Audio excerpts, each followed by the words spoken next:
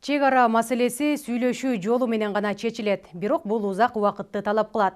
Анткени талаштуу тилкелерди тактоодо тараптардын кызыкчылыктары эске алынып, бир пикирге келүү оор. Алгач Өзбекстан аны улай тажик тарап менен делимитация жана демаркация маселесин чечүү көздөлүүдө. Ага катар чек ара кызматын улуттук коопсуздук мамлекеттик комитетине кошуу пландалууда. Бул чек арадагы көйгөйлөрдүн чечилишине алып келеби? Кийинки материалда кенен.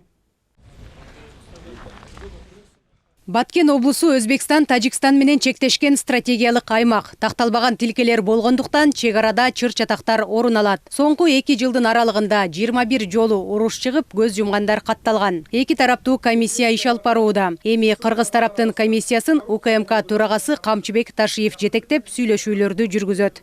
Мен бул боюнча Камчыбек Кыдыршаевичке тапшырдым. Мындан ары буга чейин первый вице же болбосо вицелердин бирөө чек ара маселеси боюнча комиссиянын төрагасы болчу.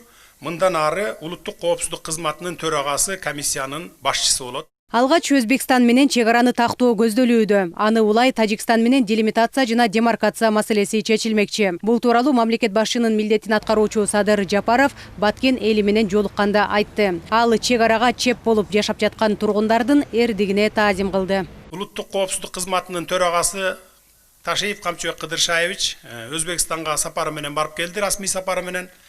Ушу чек ара маселеси боюнча сөз болду. Кудай буюрса, чек ара маселесин Өзбекстан менен дагы, Тажикстан менен дагы тынчтыкта, ынтымакта сүйлөшүүлөр жолу менен чечип алабыз. Элдин, мамлекеттин кызыкчылыгына чечилет сөзсүз түрдө. Мамлекеттин чек аранын сакталышы үчүн биз Баткенге ар дайым өзгөчө көңүл бурууга милдеттүүбүз. Чек ара кызматын алдыда улуттук коопсуздук мамлекеттик комитетине кошуу пландалууда. Бул тууралуу Садыр Жапаров Баткенге барганда билдирди. Аталган мекемени УКМКнын курамына өткөрүү, маселени чечүүгө, кырдаал өзгөргөн учурда ыкчам чара көрүүгө өбөлгө болот дешет адистер. Бул бир жагынан абдан оперативдик маалымат алмашуу үчүн, чек арадагы ар кандай окуяларга тезинен мындай оперативдүү ыкчам иштерди колдонуу боюнча өзүнүн бир жакшы таасирин тийгизет. Андан тышкары өзүбүз билебиз, бүгүнкү күндө Кыргызстанда коопсуздук кызматы, чек ара кызматы бир өзүнчө мекеме болуп, ошонун негизинде иштей турган болсо, бул боюнча жаңы мыйзамдарды, жаңы бир долбоорлорду кабыл алып, ошонун негизинде туура багытта алып барганга шарт түзүш керек. Чек ара кызматы коопсуздук комитети менен бирге иш алып барган мамлекеттерге Россия, Тажикстан, Өзбекстан кирет.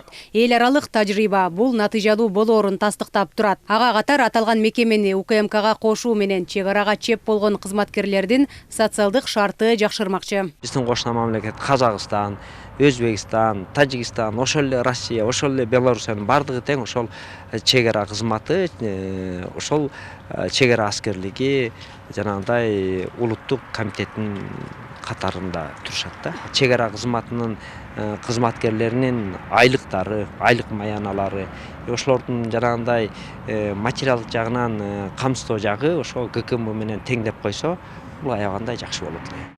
Чек ара элдердин кызыкчылыгын эске алуу менен сүйлөшүү аркылуу гана чечилет. Кылымдар бою ынак коңшу болуп, достукту туу туткан мамлекеттер менен чек араны тактап алууда жергиликтүүлөрдүн ою, алардын социалдык экономикалык абалы сөзсүз эске алынууга тийиш дешет эксперттер. Жазгүл Сейдахматова, Бекзат Машрапов, ЛТР, Бишкек.